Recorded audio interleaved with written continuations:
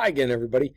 This is a video that we're going to spend a lot of time talking about in class, and this is really a catch-up for those of you who weren't able to join us in class when we talked about the different regions of British colonies. So, when last we spoke with Sir St. John Smead, we kind of understood a little bit about what spurred the English to colonize in North America in the first place. Today, what we're going to try to look at a little bit more deeply is what those different British colonies were going to look like, because every region of British colonies is going to look a little bit different than the other ones. And these are long-lasting effects to this day that shape who we are as a country in very, I think, profound ways. So, without further, let's get into it. First colony that we're going to talk about is Jamestown, which Lord St. John Smead talked about with us in the last video. Jamestown, we said, was created by a company, okay? And that company was called the London Company. Today, sometimes people call it the Virginia Company, but there were two different Virginia companies, and one was based in London and the other wasn't. So we're calling it the London Company. And the London Company was a royal stock company. So again, investors purchased a piece of this and would share in the profits, if there were profits. They assembled investors and they were trying to fund what were going to become tobacco plantations in North America. And in 1607, the Jamestown colony is founded. Now, who's working there? Well, depends on your definition of work, okay? There were wealthy people who administered the colony and were given land. And as we talked about in the last video, England is becoming overcrowded. Child death rates, child mortality rates are going down. And so the nobles are having more sons, but you can only split your estate up so many times over the course of several generations. So many of the wealthy gentlemen who are going to come over to America are going to be these sons of kind of like low-level nobles who come over here with the idea that over in North America, they will be able to have the land and the estate that they weren't able to have back in jolly old England. So they come over, they agree to administer the Jamestown colony for all the stockholders, and they're going to be rewarded with land. Now, how is this going to work for them? They are going to rely on indentured servants for labor. So, indentured servitude, we need to talk about this for a second. Indentured servitude is not slavery, and you can call it slavery all you want, but it isn't, okay? Indentured servitude for the white British men who came over, who were, largely poor and working class, they knew when they were going to be done. Whereas African slavery, as we're going to talk about, was lifelong and in fact transferred from generation to generation, which makes it even more cruel than most forms of slavery that had existed in human history to that point. Indentured servants had basically 7 years most of the time. Your indenture, your contract, lasted 7 years. Now, what did you get? You were provided a ticket to get over, right? You got room on the boat. You got food. You got shelter. And, I think most importantly, you got a promise of something with value in return. You were promised land at the end of your indenture. Now, the sad fact of the matter is, a whole lot of these indentured servants are going to die of disease before their 7 years is up. So for many of them, this whole concept of getting the free land at the end is a pipe dream because they're never going to live long enough to get that. But some of them do. And some of them are going to get this land, or theoretically going to get this land, at the end of their indenture. Now, wrinkle in the plan here. Jamestown Colony as a royal stock company only lasts for about 15 years. Okay, I guess closer to 17 years. And when Jamestown Colony ends, England takes over the whole of Virginia as what's called a royal colony. And this is going to be important to things we talk about later. Royal colonies are directly administered by Britain. Okay, now you remember when we've talked about other colonies, it's a group of investors, or it's a group of religious people, or it's a wealthy royal who's granted a proprietary colony. Virginia becomes really the first of the royal colonies. directly administered by Great Britain. And one of the reasons that things go differently in the 13 colonies of North America than they do in many other British colonies is that the British didn't directly administer us from the beginning. It was done by corporations. It was done by wealthy guys given a proprietary colony. It was done by religious groups who then achieved sort of an independence. Virginia is broken of that idea quickly. Now, what happens here? A pattern is set for Southern settlement. And we'll talk more about that in just a little bit. Okay, so kind of finishing up the idea of Virginia and Maryland, which you see here. Virginia is this green mass over on the left side of the picture, and then Maryland is this peninsula, the Delmarva Peninsula that comes out there. It's called Delmarva because it has Delaware, Del, Mar for Maryland, and then VA at the tip. The tip of the peninsula is part of Virginia, so they call it the Delmarva Peninsula today. But this land along the Chesapeake Bay is going to become Maryland.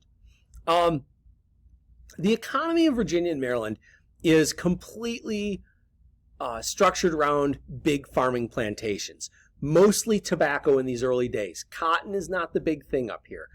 Tobacco is the big thing.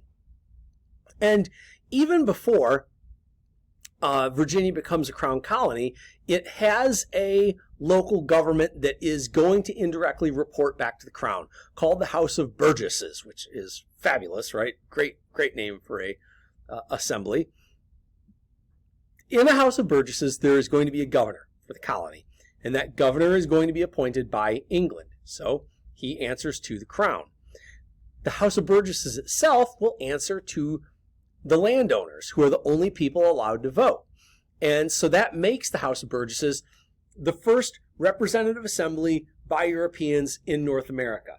Now, knowing what we know, that government is by the crown, but the work of government is really going to be done by this assembly called the House of Burgesses, and knowing that the Burgesses are all landowners, do you think this legal structure, do you think this government is going to represent the interests of all those indentured servants who have come over?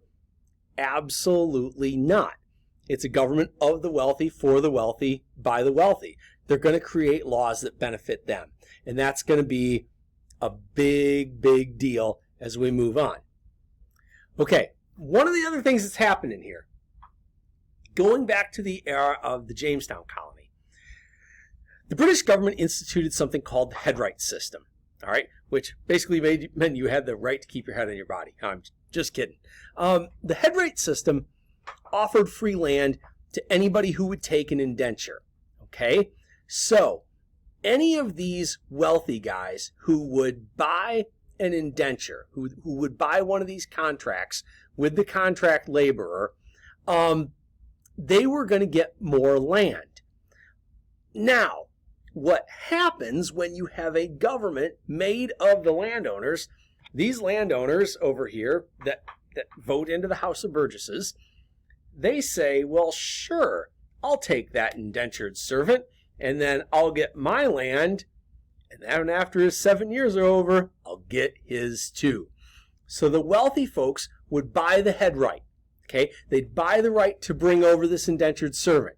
They'd make the indentured servant work the whole time, and then at the end of that indentured servant's time, they would only give him a little part of the land he was supposed to get. And they'd say, well, you know, we had to keep part of your land because of all the expense of feeding you and everything and keeping a roof over your head.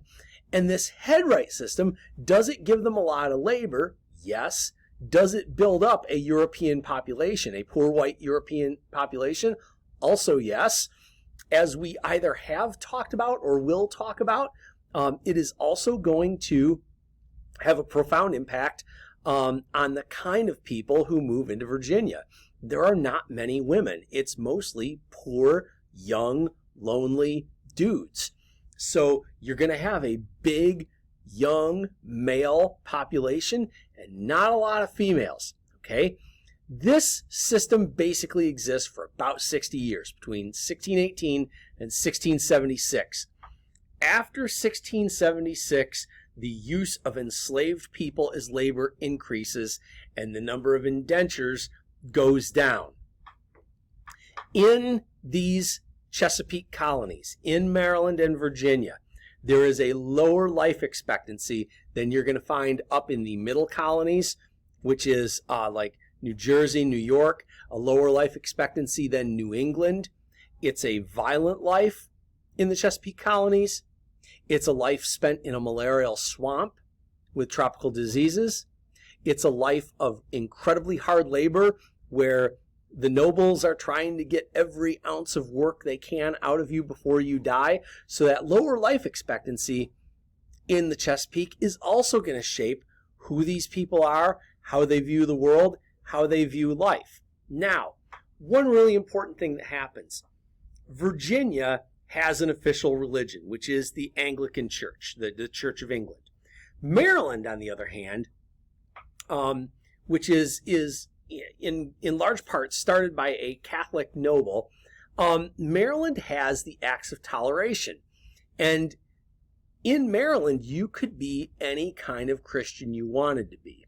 And there was no official religion in the Maryland colony. And this is obviously of great importance as we move towards becoming an independent country and becoming the United States. This is kind of the beginning of religious freedom in the United States, which is really one of the hallmarks upon which the country is built. All right, now kind of bringing this story of the Chesapeake colonies to a close is something called Bacon's Rebellion, which has nothing to do with those absolutely delicious looking strips of bacon right above my head right now, though I might wish it did. Bacon's Rebellion involves a guy named Nathaniel Bacon. Now, Bacon is a kind of regular guy landowner, all right? And a series of events lead Bacon to take up arms and organize other people to take up arms. The governor of the Virginia territory, the Virginia province, Virginia colony, is a guy by the name of Berkeley. And in the 1670s, Berkeley enters into a bunch of treaties with Native Americans in Virginia, respecting a border that was basically inland a little ways, okay? Not quite to the foothills of the Appalachian Mountains, but close. And Berkeley says, we have negotiated this border. We are not going to let anybody go into the Native American territory, which may have you thinking right now, wow, that's kind of progressive for the 1670s when we tend to think of most Europeans wanting to come in and just wipe out the Native Americans. And to a large degree it was. Berkeley was pretty progressive on trying to treat the Native Americans more or less fairly. Now, you can argue all day about his intentions. Was because perhaps the only reason he's treating them fairly is because he knows his dudes will get wiped out in a fair fight. But regardless of the motivation, he's made this agreement with Native Americans to respect the border. Now, this goes over great with the Native Americans. It goes over terribly with the whites, especially with the poor whites who were on indentures. Because what have you just taken away from them? Giant tracts of land where they could have had their farms. Okay? So now all these guys, let's say I'm 3 years into my indenture and I still haven't died of malaria yet, but I'm watching everybody around me die of it. Now I'm like, wait a minute. I'm sitting here working all day. My friends are dying because I've got my mind set on the prize. I'm set on this idea that I'm going to get my land when my indenture's up. And you just took a bunch of that land and, please note by air quotes, I'm not agreeing with this, gave it to the Indians, which of course in reality is allowed the Indians to keep a smidgen of what they had had before. Now, enter Nathaniel Bacon. Bacon inserts himself into this mess, and he's one of the people who feels very betrayed by this, again, air quotes, giveaway of land to the Native Americans. So Bacon raises what was pretty unusual at that time. He raises a multiracial force. Not just poor whites, but poor African enslaved people as well. And with this multiracial force of, non-upper class white people and non-upper class black people joined together, what do? First, they launch a war on the natives, and they push the Native Americans further out, and they begin to reach their first goal. Well, then Berkeley raises a force to use against Bacon and his rebels, and Bacon's force turns on them. And it's going to be a couple of years before all of the pockets of resistance are extinguished. Now, why do we care about this? This is a small skirmish that happens hundreds of years ago. Why are we still talking about this in the 21st century? Because this is going to have a profound shaping effect on the United States of America. The wealthy landowners, those nobles who came over and are the big landowners in Virginia, all of a sudden they realize there is no greater threat to us than poor white people and poor black people coming together and coming after the very small number of us. And so what we see in reaction to Bacon's rebellion, this is where we see the issue of slavery become a huge issue. And we find that racism is going to be used by the wealthy to turn poor white people against poor black people. Because the thought was, if you can keep poor people fighting each other, they're not going to come after us. So as a result of this, by 1605, and we're going to talk much more about this when we get to our introduction to slavery in America, by 1705, you've got the Virginia slave codes in effect, where it starts to become illegal for a black person to own property, own a weapon, and on and on and on. And this is, in so many ways, slavery had already been in what's today the United States since 1619, if not earlier.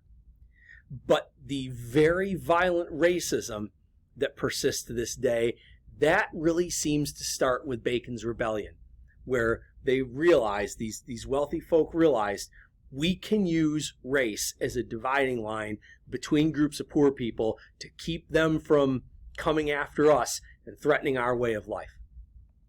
All right, now, there was a wide gulf between the rich and poor in the Chesapeake colonies. The life expectancy was 20. All right, think about that. For you all watching this video at ages 17 and 18, maybe 16, that means you should have had your midlife crisis when you were 9. So did you go out and, buy a sports car when you were 9 or something as part of your midlife crisis? You did, dump your wife. Did you guys have that midlife crisis? I hope not when you were 9. But the life expectancy in these Chesapeake colonies is incredibly short, about 20 years old. And the New England and Middle colonies have far greater life expectancies, going into their 50s and their 60s, which hits way too close to home for me. Religion, basically Church of England, but with the Maryland Act's toleration, there is religious freedom among Christians. Now, does that mean Jewish people or Muslim people enjoy full rights? Absolutely not. Okay, but at least among Christians, there was the idea of tolerance in the very small sliver of territory that is Maryland. Okay, this brings us up to the New England colonies. So, New England, you guys, if you've ever heard New England, it's because you've heard of the football team, right? The New England Patriots, who play outside of Boston. New England is not just the Boston area. New England is this area that's in this map that you're looking at here. So New England includes New Hampshire, Maine, Massachusetts, Connecticut, Rhode Island. Some parts of New York are sometimes considered New England, but not typically. Vermont today is considered New England. At that time, however, when we're looking at the 1600s, it's the Massachusetts Bay Colony, Plymouth Plantations, Rhode Island, Connecticut, New Hampshire. What is New England? Well, New England, as we've talked about already, it's begun by a lot of religious dissidents who are coming over from England and from the Netherlands. They're coming over in family units. This is not a bunch of young, lonely dudes like the Chesapeake Colonies, this is families coming over. Mom, dad, and a few kids, maybe grandma strapping her up to the top of the ship or whatever. Small towns, okay? So there's going to be, it's not going to be organized like Virginia, where there will be a big town and then like no towns, just plantation after plantation. You're going to have small towns dotting the landscape. You're going to have family farms. These are not going to be giant plantations with dozens or hundreds of people working. It's going to be a farm that you and your 5 kids can farm yourselves. It's a mixed economy, all right? You're not just growing all tobacco to ship over to England to make cash. You're growing the food you need to get through the winter. You're growing apples and some extra apples that you can sell off to your neighbors. And maybe one of your sons is really good at working with metal and becomes the village blacksmith. And maybe another one of your sons is really good at weaving baskets and becomes the village basket maker or the village cooper for barrels. It's a mixed economy of agriculture and commerce. The other thing that happens up here, more than happens down in the Chesapeake Colonies, is shipbuilding. There's a bunch of timber up here. Again, there are people who maybe aren't working on the farm all day, but they get good at designing and building ships. So it's a mixed economy. It's not all agriculture poured into one crop that you're trying to sell back to England. It's a mixed economy up here. Were there enslaved people? Yes, there were. Do not get in your head that it's north good, south bad all the time, because there was bad in the north too, and there were enslaved people held in the New England colonies, but they are counted in the hundreds and not in the hundreds of thousands as they were in the South. The peopling, as we said, it's families, including grandparents. So the family is a far more important unit to the New Englander than it is to the Virginian, the Marylander, the North Carolinian. Down there, it's me as an individual out for myself. In New England, it's, my family, my church, my community. It's more of a community idea. Not I'm in it for me, but I'm in it for us. And since we're working together, we're not trying to work our son until he dies, until his indenture is over. We're taking care of each other. And so there's a higher life expectancy. Politically, this is the foundation of a lot of New England traditions that exist to this day, including the town hall meeting. People in Massachusetts to this day meet several times a year. Like the entire town meets together, like at the football stadium or the basketball arena, and they decide the big issues for the town together, which is totally unlike Toledo or Bowling Green or Oregon or Sylvania, where you elect council members who go run everything for you. They still do this in New England. Town hall meetings become kind of where things get decided, where the people in the town decide, okay, we're going to build a fence around such and such a place, or we're going to put new stones down on the road. Who could vote? Not everybody. You had to be a church member, you had to be white, you had to own land, okay? And those were the only people who got to vote. But all other community members could attend. So they may not have gotten a vote, but they did get to participate in the process, at least by watching the process happen in the open. Again, foundational to who we are as Americans, open government. We should all be able to see what's happening in our government. That's a foundational idea for us as Americans. Religion.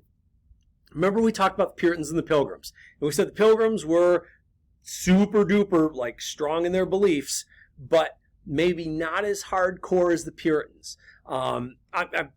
Good gravy. I got it wrong. I'm the other way around. The Pilgrims were super duper hardcore because they were kind of separating from the Church of England, whereas the Puritans wanted to be within the Church of England, but a more pure form. They came to understand themselves as what we'll learn about in a writing and reading assignment this year. They came to understand themselves as a city on a hill, that their colonies, the New England colonies, were a guiding light for the world. The rest of the world would look at New England as how to run a society. Now, was there religious tolerance? Not in Massachusetts. In Massachusetts, you had to be a member of the church to make any kind of decisions, or you were not welcome. Rhode Island did have religious liberty, which is a whole nother story that we will try to get into later. All right, the Middle Colonies. I swear we're almost done. This is going way longer than I wanted. The Middle Colonies are like New York, Pennsylvania, New Jersey, and Delaware. Most of these were proprietary colonies, which again becomes an important plot point soon. A proprietary colony belongs to a specific owner. So New York was given to the Duke of York by the king, and the Duke of York owns this land, decides what he wants to do with it. Pennsylvania literally means Penn's Woods. So it's given to the descendants of Billy Penn, who got, it was a bad scene with the king. The king owed his kids, and the king gives the Penn descendants Pennsylvania, Penn's Woods. And they kind of get to do their own thing with it. Delaware is given to Lord Delaware to do what he wants with it. New Jersey gets split into two pieces between two guys whom I believe Charles II gave it to him, but I can't swear to that. The economy in the middle colonies is different. Up in New England, the economy is mixed farms. You've got some animals, you've got some apples, you've got some grapes, you've got some cranberry bogs, and basically sustenance crops. Whereas in the middle colonies, they're growing what we call cereal crops, which I am really sad to tell you does not mean there's a Fruit Loops tree and you can just pick the Fruit Loops off the tree. And it also doesn't mean there's a Crunch Berries tree, which really stinks because, first of all, you guys live in an era where you can buy a box of just the berries, whereas when I was a kid and on lucky occasions we got a box of Captain Crunch, me and my sister are like digging through there trying to steal all the berries before the other one gets them. Anyways, cereal crops does not mean like actual cereal. What it means is the stuff cereal's made out of, wheat and oats. So wheat fields, oat fields, all over the place in these colonies. Timber, as we said before, shipbuilding is going to become important in New England and the middle colonies. They become known as the breadbasket colonies because what do you make bread out of? Wheat. Okay, and these are the colonies that are really going to help feed the rest of the nation at first, which is kind of funny because today, when you think of New York, you do not think of farms. When you think of Jersey, you think of petrochemicals, not farms. But they were the breadbasket colonies in the early days. Who's here? Lots of people. And this is one of the things that makes the middle colonies really special. New England is basically all Puritans and Pilgrims. And by the time we get to the middle of the 1600s, mostly Puritans. When we look at Virginia, it's mostly a bunch of nobles, a bunch of poor guys, and a bunch of African people. The middle colonies are going to be different. It's not just going to be all these English people and the enslaved African people that they have put into chains. In the middle colonies, it's going to be European migrants from all over the place. So you're going to have lots of Germans. You're going to have lots of Dutch. You're going to have lots of people from Ireland. You're going to have people who are going to come over here from Germany, going into the Jerseys and Delaware. Sweden, there's going to be Swedes over here. There's lots of different kinds of European migrants. So there's going to be, and there's also going to be, by the way, there are going to be enslaved black people. There are also going to be free black people. And these middle colonies are going to have greater cultural diversity, greater ethnic diversity, greater religious diversity from the very beginning of this country. They're also going to have more tolerance for differences among people because of this diverse background. Now, in the middle, they're kind of in the middle of economic distribution because they're the middle colonies. They don't have as much industry as New England, but they don't have as much agriculture as the Chesapeake and southern colonies. So at first, they're not really going to find their stride for economics.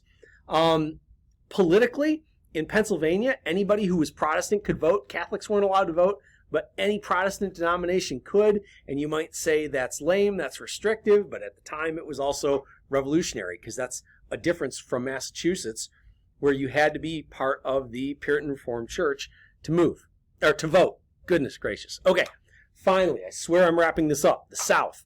North Carolina, South Carolina, Georgia, and you're like, BWI? What is that other than the airport in Baltimore? BWI is the British West Indies. One thing that's really important to remember when we're talking about the South before 1776, it's the southern colonies of England, not the things that become the United States. So the British West Indies, which is going to include Jamaica and other Caribbean islands, and the Bahamas and stuff like that, British West Indies are something we would think of as the American South back at this time. These are plantation economies, okay? Beyond Virginia, beyond those Chesapeake Colonies, when we get into the two Carolinas and Georgia, forget about Florida, because that belongs to Spain until the early 1800s. These are all plantations. Now, those plantations are not initially cotton. It's tobacco like we talked about earlier, but it's also things like indigo and sugar that are being grown in massive plantations and then packaged up and shipped back to Europe to be sold, okay? There's an aristocracy, just like we talked about in the Chesapeake Colonies. There's this aristocracy that's come over from England as the landowners. It depends, these economies depend on enslaved labor, who almost from the beginning, once we get to the 1660s about, enslaved people are going to make up a majority of the population in almost all of these places. And they're going to develop their own forms of cultural autonomy, cultural freedom, and religious freedom. And that's going to happen both within the white community and the black community. The black community is going to develop an absolute culture that is autonomous of white culture and more or less unknown to white people. White people in the South are going to develop a culture that is very different from even the Virginians, and then especially the Middle Colonies, and especially the New England Colonies. So very distinct cultures are going to erupt in this region. Guys, that does it. Thank you for bearing with this very long half-hour slideshow, and I will talk to you soon. Goodbye.